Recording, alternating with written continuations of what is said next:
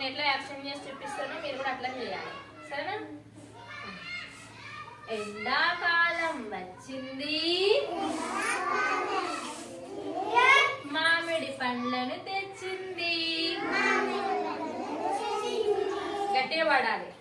ఎండాకాలం వచ్చింది, మామిడి పండ్లను తెచ్చింది. వానాకాలం వస్తుంది, వానాకాలం వస్తుంది, నేరేడు పండ్లను తెస్తుంది,